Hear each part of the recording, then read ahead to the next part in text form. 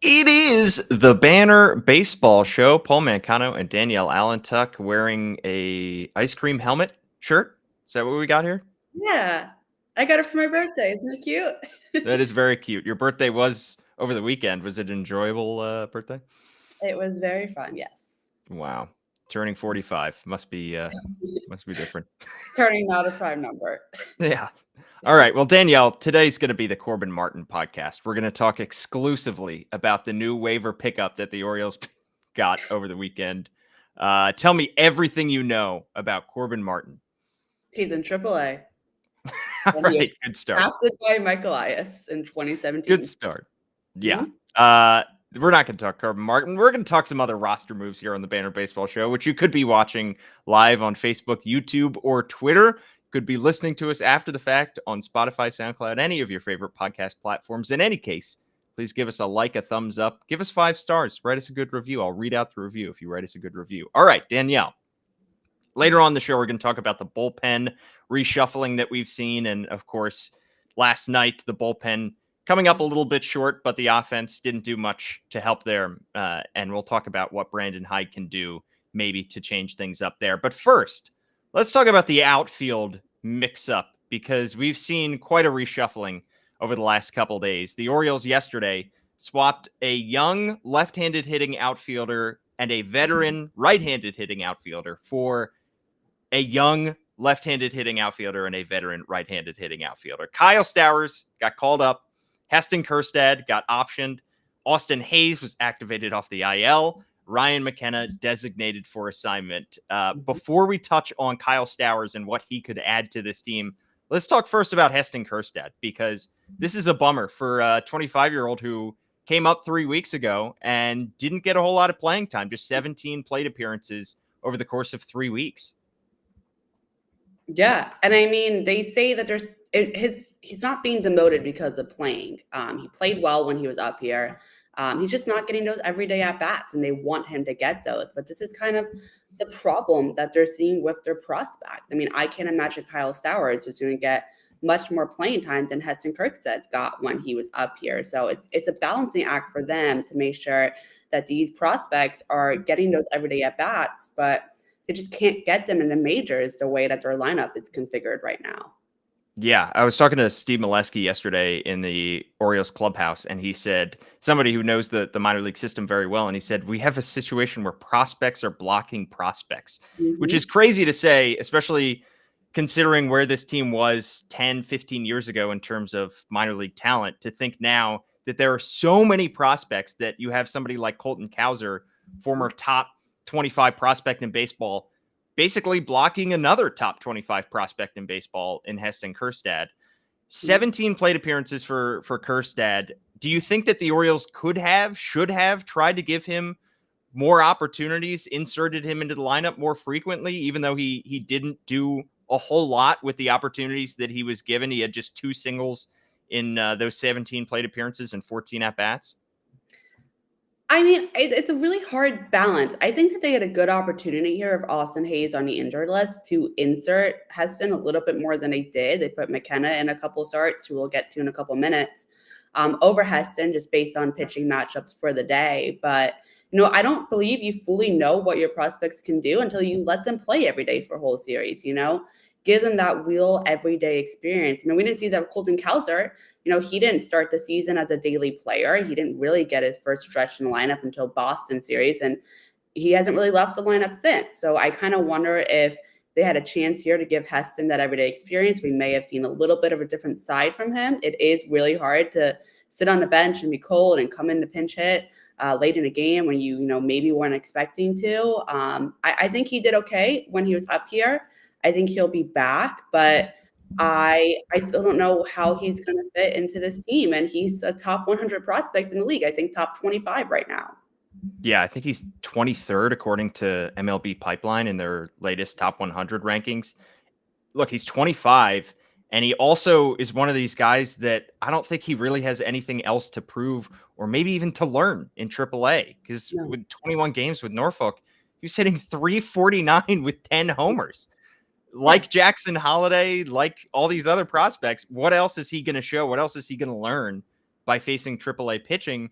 But at the same time, you do also understand that Brendan Hyde has to make a lineup that he thinks is going to win the ball game every night. And he felt comfortable keeping Heston Kjerstad on the bench. And like you said, Danielle, it's a difficult spot for guys to come in and succeed when they're being asked to pinch hit late in games, something that a lot of these guys have never done. Kjerstad, Holiday, all these guys that were top prospects, they've been playing and they've been playing high up in the lineup pretty much throughout their entire pro career, going back to college even. So And I it's think yeah, go ahead. Too, his defense kind of limits him a little bit. He's Right. much improved over the past couple of years, especially over the last 6 months from when we saw him in last year when he was called up at the end of the year. But left field at Camden Yards is really tricky. He only had one game there. He's not really trusted in center field, so it leaves right field for him, which Anthony Santander, that's his spot. So there's just not a clear space for him at this moment in the majors. Yeah, what did you think of him in left field? Because we saw him crash into the wall and miss a ball, but we also saw him make a nice play and show off his arm and grabbing a ball and firing it into second down the line. It's a massive left field. It's basically like playing a second version of center field. But what do you think of what you saw from Kjerstad? So I wasn't at the one game he started left field at Camden Yards, so I can't speak to that. But I did see significant steps in his defense this time around versus last time when they only DH'd him and didn't even trust him to play the outfield. So watching him in spring training, I thought he looked much sharper. His arm is stronger. His routes still need a little bit of work, but I think that just comes with experience and learning each ballpark too. Yeah, that left field also does have some weird quirks. There is kind of the angle in the corner by the foul pole, which will come with experience. You see Colton Cowser last year came up and his defense was not nearly as sharp as it has been this season. Right. And now the Orioles are counting on him to play that left field, and he's done it very, very well. So that's another area that, experience could benefit him. The decision to call up Kyle Stowers.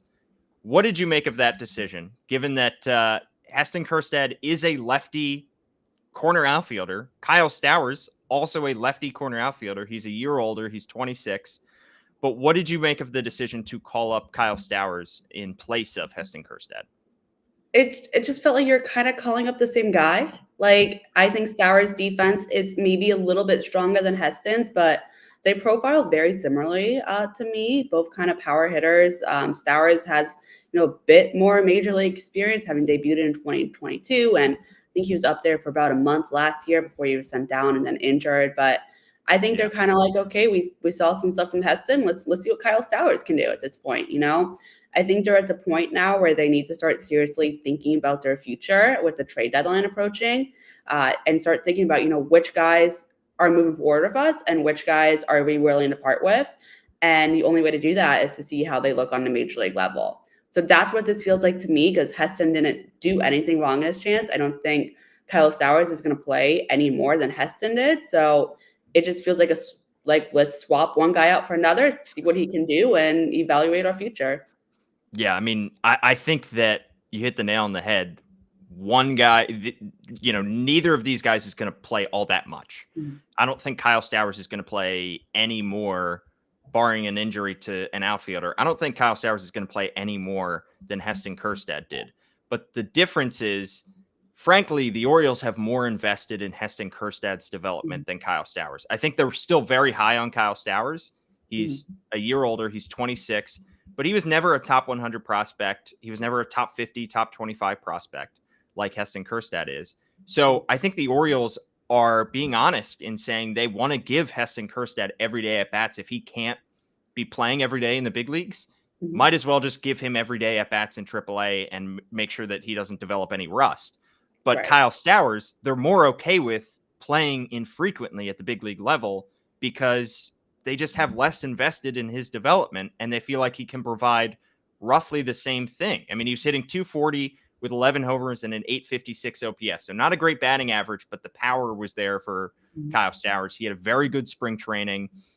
It's now or never time for Kyle Stowers. He suffered a lot of injuries last year. He got sent down, made the opening day roster in 2023, got sent down on Mother's Day. He gets called up on Mother's Day this year. So a nice little moment for him.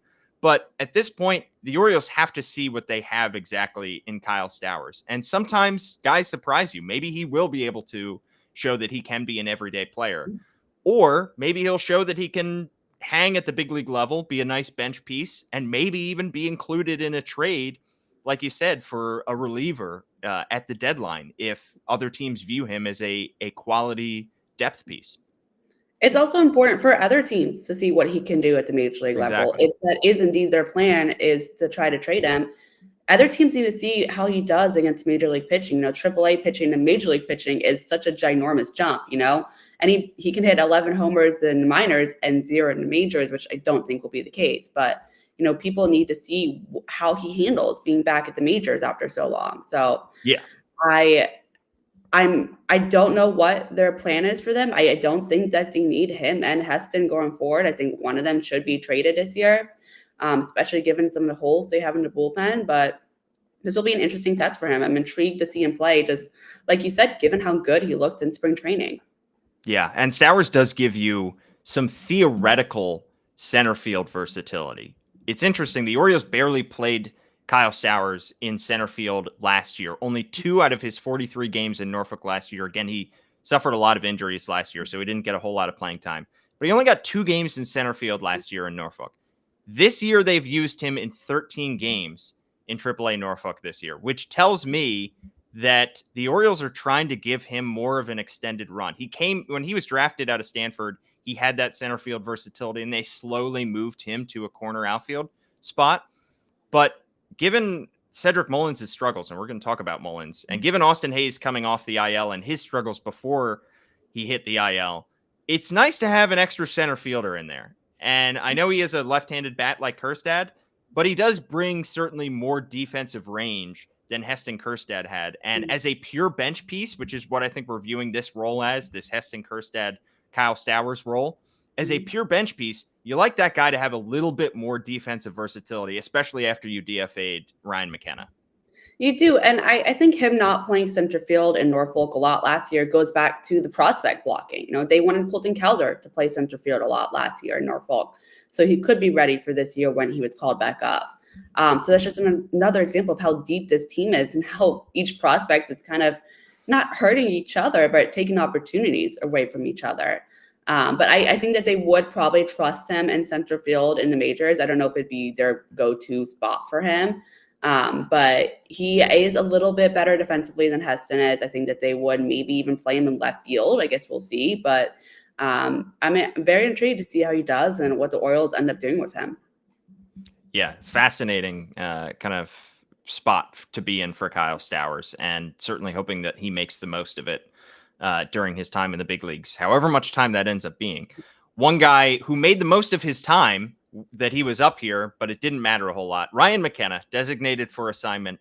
He actually had 3 hits, and 2 of those were homers in 8 plate appearances after he got called up, but he ended up being DFA'd anyway.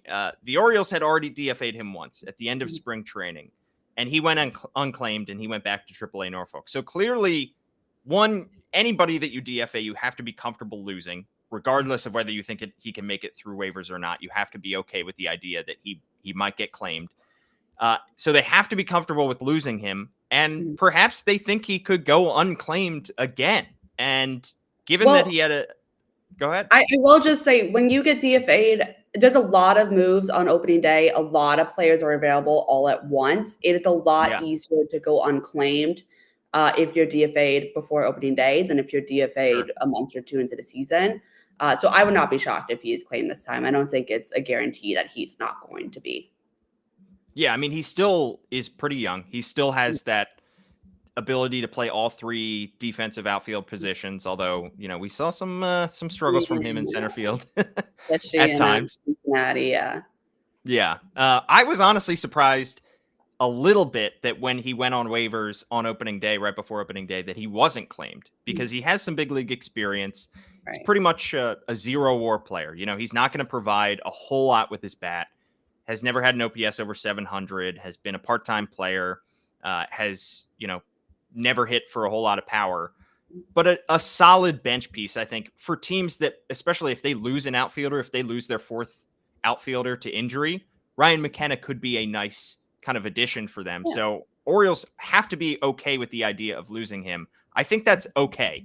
That's an okay spot to be at because we've talked about how much depth this team has right now in the outfield. And Ryan McKenna has given them some nice spurts over the years, but you have to be okay with losing him. And I think that's an okay gamble to make, given that you have Stowers, Cowser, Kjerstad, all these guys who are ready to step in.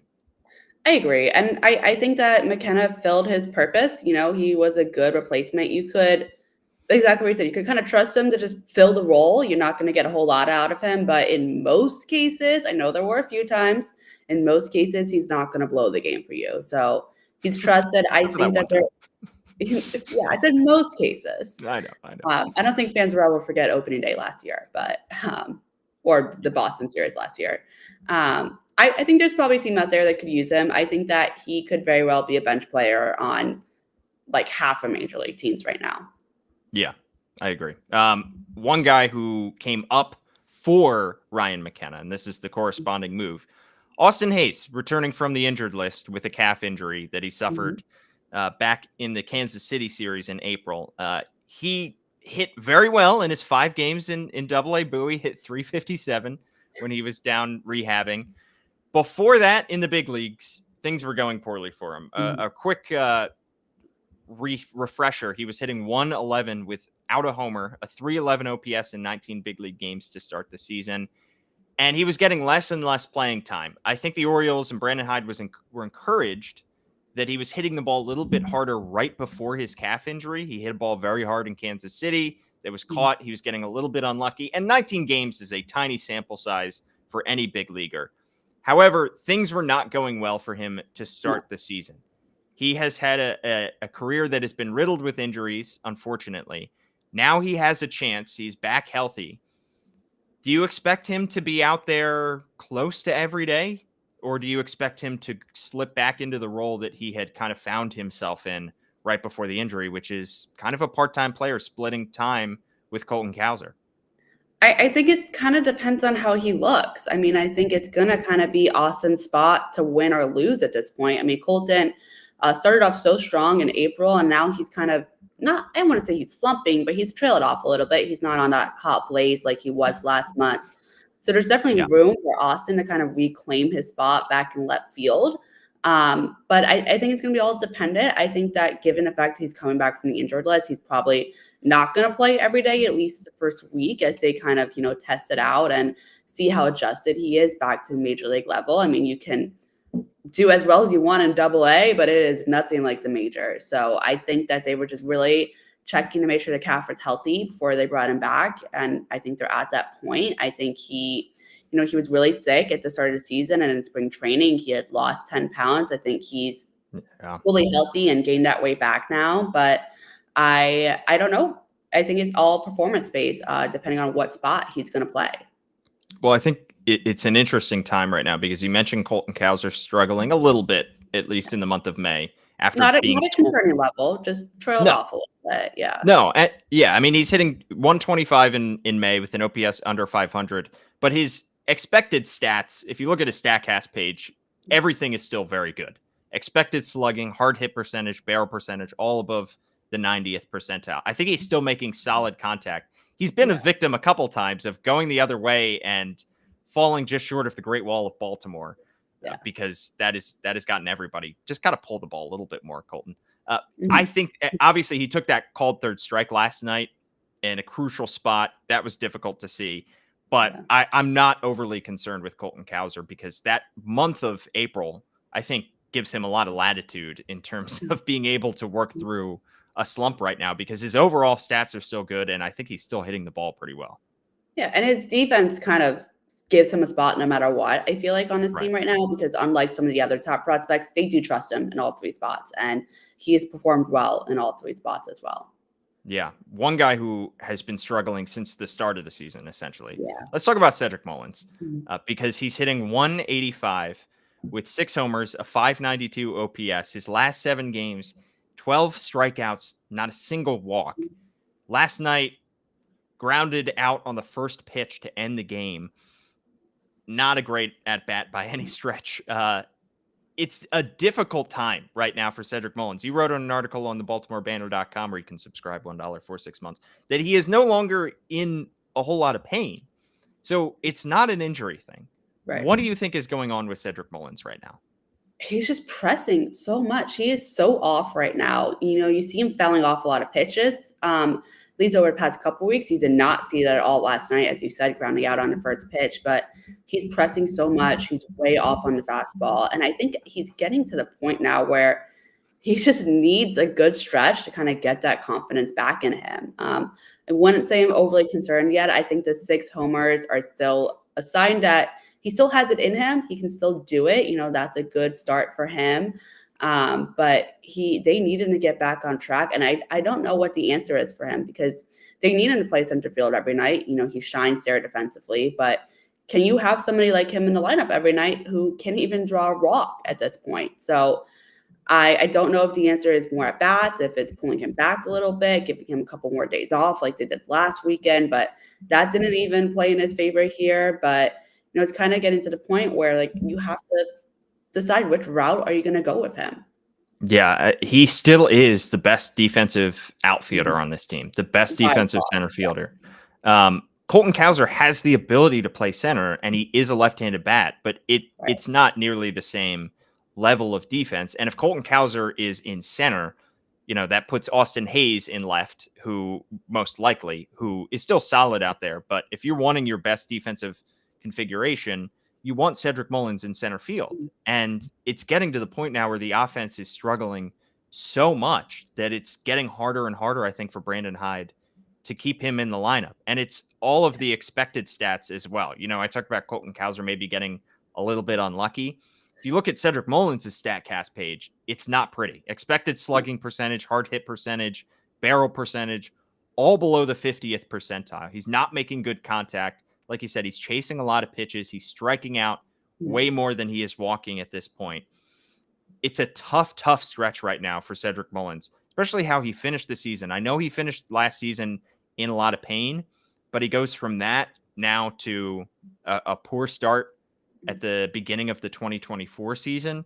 And it's just a difficult spot for him, for Austin Hayes, and Ramón Urías. Those are 3 veterans who have seen this team through their rebuild, who were everyday players in 2021 and 2022 and 2023, who really buoyed this team and gave Brandon Hyde somebody to go to every single night and helped dramatically change the culture to a winning culture.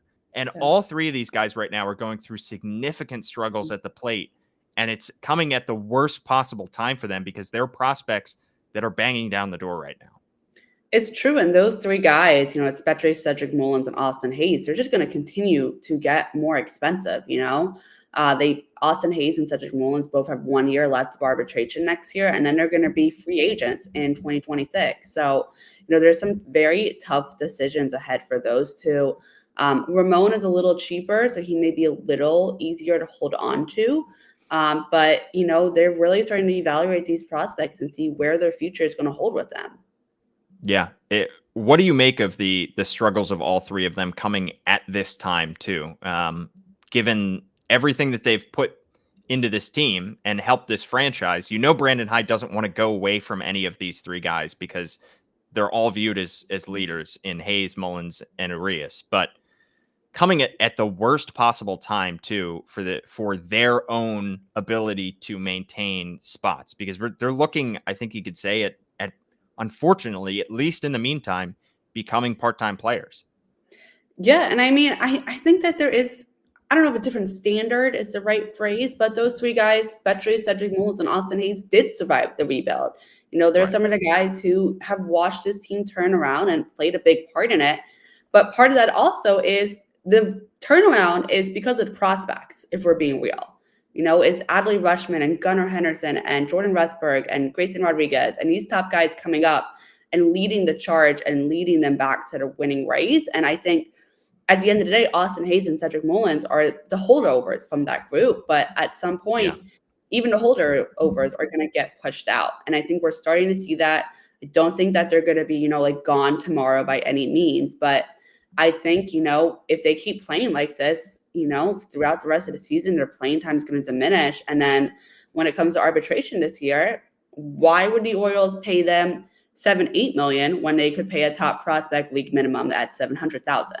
So Yeah. I think that they are kind of playing for their futures at this point. Yeah, it is a difficult spot because, like you said, they're going to be both of those guys in Hayes and Mullins free agents after next season too.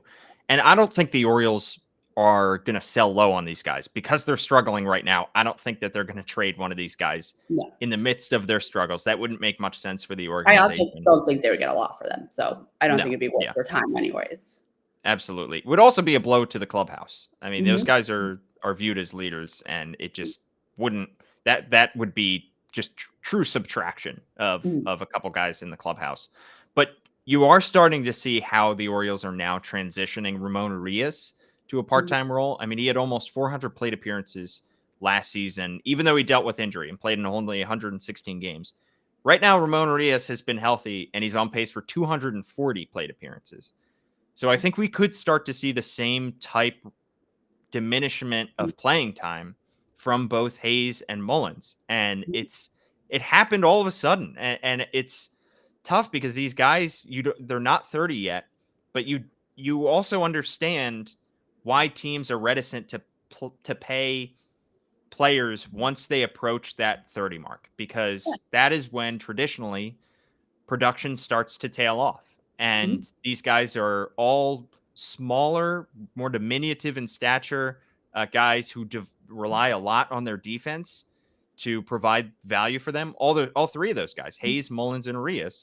Yes, Ramón is here because of his defense. That's how exactly. he's survived for so long. He can play all the infield positions.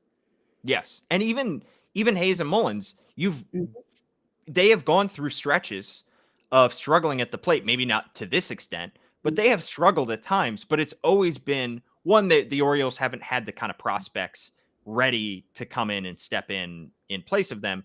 But two, it's been their defense, which has allowed them to stay in the lineup every day. It makes it easier to justify them being in the lineup when Cedric Mullins and Austin Hayes are playing Gold Glove caliber center and left field. So, once that starts to diminish, and it hasn't yet, especially for Cedric Mullins, it hasn't. And that's a key distinction to make. But the offensive struggles are getting so deep that it's getting harder and harder to justify them being out there every day. And the prospects are looking so good and so ready that it's just getting so much harder to justify it. And it's just going to keep being like this for the rest of the season and probably the rest of your time in Baltimore at this point. Yeah. The one thing I want to say, though, about prospects banging down the door, I know I've heard a lot about Coby Mayo is ready. Coby Mayo is ready to take over Ramón Urías' spot. Ramón Urías is certainly struggling at the plate. OPS under 500. Coby Mayo is hitting the cover off the ball right now in AAA Norfolk. He has 9 errors right now in Norfolk. Yeah. He has 6 at third base. He has 3 at first base. I know he looked better defensively in spring training, but 9 errors, you can't swallow that at a big league level at third base, and he certainly couldn't be able to play over Ryan Mountcastle at first. And you bring him up, where's Jordan Westburg going to play? Right. Westburg deserves to be an everyday player at this point. So it's bringing him up at this point doesn't even really make sense logistically. Right. You would have another situation like Heston Kjerstad where I think Coby Mayo would come up because he would have to, sure, he would probably get a little bit more playing time than Ramón Urías has gotten. Ramón is at this point barely playing. He's playing once every few games. But you don't want Coby Mayo, similar to you don't want Heston Kjerstad doing this. Coby Mayo's 22, 23. You don't want him coming up and sitting on the bench and playing once every few games. That's not going to help his development at all. Clearly, he also needs a little bit more polish defensively. Right. He does. And, I think that Jorge Mateo is doing a fine job at second base right now until Jackson Holiday is ready to come back. So I wouldn't bring Coby Mayo up unless you had an injury to the infield and you had a spot for him to play every day. And even then, I would be tentative until his defense has shown some drastic improvements. Yeah. All right. Well, let's touch on the bullpen. That is an option. But yeah. That still is only giving you a third of the games because they like Adley DHing on days he's not catching. Yeah. And you also have Ryan O'Hearn, who I know bats from the left side, but O'Hearn is absolutely scorching right now. Right. All right. Let's switch over to the pitching side, touch on the bullpen, because Brandon Hyde has come under some fire, I think unnecessarily, for how he has deployed the bullpen. It's clear, we had a conversation about this a month ago. It's clear that the Orioles still don't have defined roles for all of these guys. And Craig Kimbrell struggling to the point where he can't be used in the ninth inning anymore is not doing Brandon Hyde any favors. Yeah. It is roughly the same group of guys. It's not like in years past, the Orioles have made a bunch of bullpen. This guy comes up, this guy's riding the shuttle from Norfolk. A lot of these guys don't have options. They have the group that they have right now. We haven't seen, other than Albert Suarez getting called up, a few weeks ago, we haven't seen a whole lot of roster reshuffling. We're just seeing all these guys being used in different orders. And it's so obvious on a nightly basis that Brandon Hyde is figuring it out as he's going along. I know he goes into the game with a set plan for how he's going to use them, but that plan changes seemingly on a nightly basis, Danielle. He's honestly even admitted that he's just kind of seeing how the game flows and seeing what the matchups are going to be and then deciding who's going in. So they really do not have defined roles. I think we've seen Jacob Rebb play in every single role so far this year. He's been a surprise for me so far, him and his changeup. He's pitched a lot in the ninth inning so far. Now that Craig Kimbrell has had 3 strong outings, I wouldn't be surprised if they try to move him back to the ninth inning at this point. But it's just been very interesting. They don't like Cano in the ninth inning. They really prefer him to be the setup man and pitch in the eights for them. Danny Coulomb, we've seen literally every role possible, so as well as Albert Suarez. So I don't want to say they're making it up as they go along, but like they kind of are. They're kind of just seeing how it goes and seeing what the matchup is and who's fresh. All right, you get the call, you get to go in the game. Yeah, Danny Coulomb. Where would this team be without Danny Coulomb? We said it last year. Yeah. We need to say it again. Yeah, and his personality, like he is just so beloved on his team. He's inherited 11 runners so far this year and hasn't allowed a single run to score. So he's so trusted. He's so loved in that clubhouse. This team just, there's a reason they gave him that option for 2025. They really enjoy having him, and he is performing great. He's looking more and more like one of the best cash considerations acquisitions that Mike Elias has made in his tenure. And he's had a lot of good ones, so it's a high bar. He has. Yeah. They could probably still, though, use one more acquisition for this bullpen at some point. And maybe that guy is Tyler Wells. When he comes back and healthy, I don't think there's going to be a spot for him in the rotation, barring an injury. So I think that high leverage reliever could be Tyler Wells, but we've said it before. They could just use 1 or 2 more relievers here. Yeah. And Tyler Wells is not even close to coming back at this point. We honestly don't have a lot of details on what happened or what he's doing, besides the fact that he's in Sarasota and he's not even throwing at this point.